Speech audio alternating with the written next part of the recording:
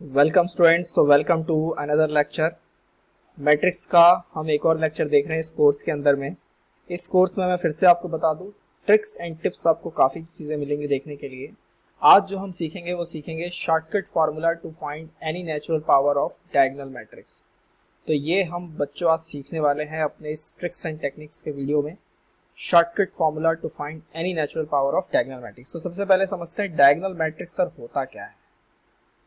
ये बता दीजिए पहले आप कि डायगोनल मैट्रिक्स क्या होता है। देखो, डायगोनल मैट्रिक्स की खास बात ये होती है कि इसका जो प्रिंसिपल डायगोनल होता है इस पे एलिमेंट्स होते हैं ए बी सी, बाकी सारे क्या होते हैं जीरो जीरो।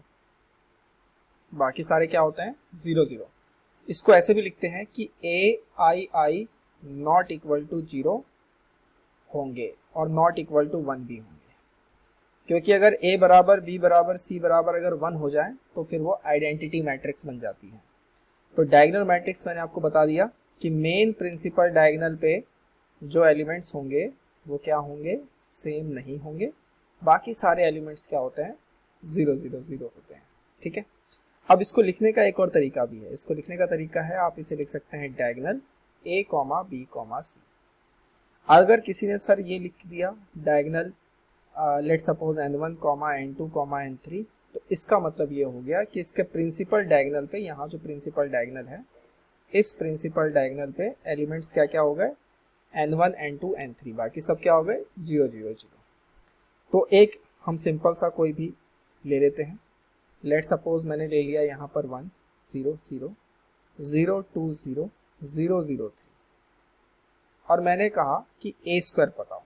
तो ए स्क्वायर कैसे निकालते हैं, इसी को दो बार मल्टीप्लाई करेंगे, 0 2 0 0 0 3 मल्टीप्लाई करते हैं 1 0 0 0 2 0 0 0 3। मल्टीप्लाई करने के बाद यहाँ पे 1, ये 0 ये 0 ये 1 आ गया, बाकी अगला 0 अगला 0 ये भी 0। जब 2 से करेंगे देखें यहाँ पे 0 2 2 जा 4, बाकी 0 ये 0 और ये 0 ये 0। जब इसको मल्टीप्लाई करेंगे तो 3 3 जा 9। तो स्क्वायर करने पे हमें ये पता चला कि जो प्रिंसिपल डायगोनल के एलिमेंट्स थे उन सबका क्या हो गया, स्क्वायर हो गया। इसी तरीके से अगर आप क्यूब करेंगे 1 0 0 0 4 0 0 0 9 और इसको मल्टीप्लाई कर देते हैं ए से 1 0 0 0 2 0 0 0 3, तो आप पाएंगे कि ये हो जाएगा 1 0 0 0 8 0 0 0 27। मतलब क्यूब करने पे जो डायगोनल एलिमेंट है उसके क्या हो गए, क्यूब हो गया। तो जैसे अगर हमसे पूछा गया कि डायगोनल एलिमेंट ए बराबर है मेरे पास diagonal element of, let suppose पूछा गया एक्स वाई जेड, और मैंने कहा ए की पावर एन, तो मैं इसको कैसे लिख दूंगा, मैं सिंपली लिख दूंगा डायगोनल एलिमेंट ऑफ एक्स की पावर एन, वाई की पावर एन, जेड की पावर एन। सिंपल फंडा क्लियर। यहाँ तक पहली बात तो क्लियर है। मैं बेसिक अभी समझा रहा हूँ, शॉर्टकट इसी में ही सीखेंगे। ये बेसिक था। शॉर्टकट क्या है कि कोई भी पावर पूछे तो जो उसमें एलिमेंट्स है आप बस उनकी पावर कर दें। अब यहाँ पर अगर इसके डिटरमिनेंट को देखें तो पहले वाले का डिटरमिनेंट जब आप देखेंगे तो आप पाएंगे कि इसका डिटरमिनेंट आपको कितना मिल रहा है, 6। दूसरे वाले का यानी कि ए स्क्वायर का डिटरमिनेंट जब आप देखेंगे तो आप पाएंगे कि इसका डिटरमिनेंट आपको कितना मिल रहा है, 36। ठीक है, तो कहने का मतलब क्या हो रहा है, डायगोनल एलिमेंट में क्या हो रहा है, डायगोनल एलिमेंट में जब भी ए बी सी होगा तो ये इसका डिटरमिनेंट अगर आप निकालेंगे तो इसका डिटरमिनेंट होगा ए बी सी, मतलब इन तीनों की मल्टीप्लीकेशन। तो जैसे मैंने पूछा ए की पावर एन का डिटरमिनेंट इस वाले में, तो क्या हो जाएगा एक्स वाई जेड पूरे की पावर एन। क्लियर, ये सारे फंडे क्लियर हैं कि नहीं क्लियर हैं ये बता दो। क्लियर है, आगे चलें, चलो देखते हैं। अब ये पहला सवाल है हमारे पास। This is the first question we have. Let A बराबर 1 0 0 0 2 0 0 0 3, तो ए की पावर 5 क्या होगी। जल्दी से वीडियो को पॉज करो और खुद सोच के बताओ कि क्या आंसर होना चाहिए। देखो बिल्कुल ट्रिक मैंने बता दी है। इसको लिखेंगे तो कैसे लिखेंगे, इसको लिखेंगे डायगोनल ए बराबर लिखेंगे डायगोनल कितना 1 2 3।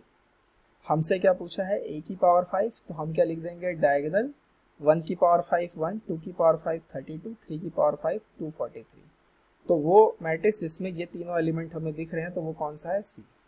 तो झटके में सवाल सॉल्व हुआ कि नहीं हुआ, हो गया ना, तो बजाओ ताली। ठीक है, यही तो इस कोर्स की खासियत है, इस कोर्स में आपको बहुत सारे ऐसी ऐसी चीज़ें मिलेंगी। चलिए अब थोड़ा सा लेवल बढ़ाते हैं। अब ये सवाल हमारे पास है, ए एन बराबर है डायगनल एलिमेंट 1 से लेके एन तक। मतलब कि हमारे पास एक ए एन है और वो कुछ ऐसा है 1 0 0 0 0 0 चलता जा रहा है एन तक। इसी तरीके से 0, फिर लास्ट में 2 0 0 0 0 0 कहाँ तक चलता जा रहा है। इसी तरीके से यहाँ पे 0 आएगा और 0 0 0 0 0 0 चलता जाएगा, लास्ट में कितना आ जाएगा n। अगले में आएगा 0 0 3 और ऐसे आगे 0 0 0 चलता रहेगा। तो ऐसे डायगनली जो है वो n तक जाएगा, ठीक है, n बाय n का है ऑर्डर। देन हमसे पूछा है a टू n बराबर an का स्क्वायर, इसका determinant where mod A represent the determinant of matrix A will be equal to what. ठीक है, अब हमसे a टू n पूछ लिया, n की जगह कितना है, n की जगह 2n है, तो डिटर्मिनेंट क्या होगा। तो डिटर्मिनेंट सिंपल है, a टू n का जो डिटर्मिनेंट होगा, डिटर्मिनेंट कैसे निकालते हैं डायगोनल मैट्रिक्स का, जल्दी बताओ। सभी डायगोनल के मल्टीप्लिकेशन यानी 1 into 2 into 3 into so on, कहाँ तक, 2n तक। तो इसको हम लिख सकते हैं ना कि ये 2n का फैक्टोरियल है। बोलो हाँ या ना। 1 से लेके 2n तक की मल्टीप्लाई 2n का फैक्टोरियल होता है कि नहीं होता। ठीक है, चलो अब हमें करना है an का स्क्वायर। तो जब मैं इसका स्क्वायर करूंगा सिंपली, तो मैं यहाँ लिख सकता हूँ, क्या लिख सकता हूँ, 1 का स्क्वायर कॉमा 2 का स्क्वायर कॉमा 3 का square so on up to n square. तो जब मुझे इसका किसी ने डिटर्मिनेंट पूछा तो मैं क्या करूँगा, मैं बोलूँगा 1 into 2 into 3 into so on up to n पूरे का स्क्वायर। तो n से लेके 1 तक की मल्टीप्लाई तो n फैक्टोरियल, तो ये हो गया n फैक्टोरियल का स्क्वायर। दोनों को डिवाइड करने को कहा गया है, आइए डिवाइड करते हैं। a टू n का डिटर्मिनेंट अपॉन an के स्क्वायर का डिटर्मिनेंट बराबर 2n का फैक्टोरियल अपॉन n फैक्टोरियल का स्क्वायर। अब इसको हम कैसे लिख सकते हैं, देखो पहला ऑप्शन देखो, n फैक्टोरियल तो होगा ही नहीं, तो ये तो है ही नहीं, हटाओ। फैक्टोरियल तो आ रहा है तो b भी नहीं है। 2n का फैक्टोरियल, लेकिन नीचे n के फैक्टोरियल का स्क्वायर है, ये n स्क्वायर है, तो ये भी नहीं है। तो ऑप्शन कौन सा बचा, c। c को अगर हम ध्यान से देखें तो 2n में क्या होता है फॉर्मूला NCR का, n factorial upon r factorial into n minus r factorial. तो 2n कैसे लिखेंगे, हम लिखेंगे 2n का factorial upon n factorial, 2n में से n गया तो n फैक्टोरियल, तो n फैक्टोरियल का स्क्वायर यही है। तो ये 2n के बराबर आ रहा है। तो ऑप्शन कौन सा सही है, ऑप्शन सही है सी। क्लियर है कि नहीं है, राइट। चलो तीसरे पे आते हैं। तीसरा सवाल है हमारे पास, फिर से एक और बढ़िया इसी तरीके के सवाल देखने को मिलते हैं और हम बिल्कुल तरीके से एकदम ट्रिक से पकड़ के कर रहे हैं। a बराबर XYZ, तो XYZ क्या ये डायगोनल मैट्रिक्स है, बिल्कुल है, डायगोनल मैट्रिक्स है। देन ट्रेस ऑफ मैट्रिक्स, देखो ट्रेस होता है जो प्रिंसिपल डायगोनल एलिमेंट होते हैं ना उनका सम होता है। तो हमें ट्रेस बताना है बी मैट्रिक्स का, और बी मैट्रिक्स कुछ ऐसे दे रखा है, तो ये तो बहुत गड़बड़ है, ये तो बहुत ही टफ सा दे दिया। Where trace of any matrix equal to sum of its diagonal elements and this will be equal to what. तो हमें ट्रेस ऑफ बी बताना है, बहुत सिंपल। देखो ए हमें क्या दे रखा है, 1/2 1/3 1/4। आर की स्टार्टिंग कहाँ से करनी है, 1 से करनी है। तो सबसे पहले हम लिखेंगे 1/2 0 0 0 1/3 0 0 0 1/4। फिर आर को 2 रखना है, तो हम यहाँ लिखेंगे 1/2 का स्क्वायर 0 0 0 1/3 का स्क्वायर 0 0 0 1/4 का स्क्वायर।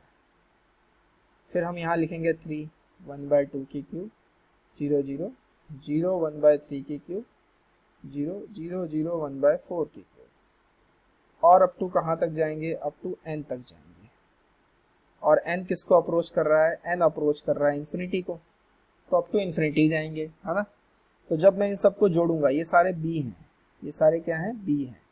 जब मैं इनको जोड़ूंगा तो जोड़ने पे मेरे पास बनेगा 1/2 प्लस 1/2 का स्क्वायर प्लस 1/2 की क्यूब अप टू इन्फिनिटी। और ये 0 0 हो गया। फिर ये हो गया 0 1/3 प्लस 1/3 का स्क्वायर प्लस 1/3 की क्यूब अप टू इन्फिनिटी। और लास्ट में भी 0 0 0 और ये हो जाएगा लास्ट वाला एलिमेंट 1/4 1/4 का स्क्वायर 1/4 की क्यूब अप टू इन्फिनिटी। ठीक है, अब इन्फिनिटी का सम क्या होता है, इन्फिनिटी का सम हमें पता है, इन्फिनिटी का सम होता है a/1 minus r। First term infinite GP का, इनफाइनाइट जीपी पढ़ रखा है ना हमने। इनफाइनाइट जीपी का सम क्या होता है, ए बाय 1 माइनस आर। तो ये यहाँ पे कुछ वही लगाएंगे हम, ए बाय 1 माइनस आर। चलो लगाते हैं। 1/2 था ना, तो फर्स्ट टर्म तो 1/2 है, रेशियो भी 1 माइनस 1/2, 0 0। फिर सेकेंड है 1/3, रेशियो है 1/3, 0। फिर 0 0, ये है 1/4, फिर 1 माइनस 1/4। तो हमारे पास बी आ गया, कितना आया, हाफ में से हाफ गया 1, 0 0 0। ये आ गया 2/3, तो ये आ गया 1/2, 0 0 0। ये आ गया 3/4, तो ये आ गया 1/3। अब हमें इसका ट्रेस पूछा हुआ है, तो ट्रेस क्या होता है, 1 प्लस हाफ प्लस 1/3। एलसीएम ले लेंगे 6, तो ये आ गया 6 प्लस 3 प्लस 2, कितना आ गया 11/6। तो बी का ट्रेस कितना आ रहा है, बी का ट्रेस आ रहा है बच्चों 11/6। क्लियर है कि नहीं है, कौन सा ऑप्शन, ए।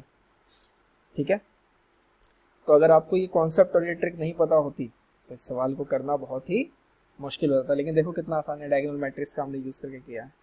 चलो ये वाला सवाल है, जल्दी जल्दी बताओ क्या आंसर होगा, फटाफट। पेन भी नहीं उठाना है, पेन भी नहीं उठाना है। 1248 है, हमें ए की क्यूब चाहिए।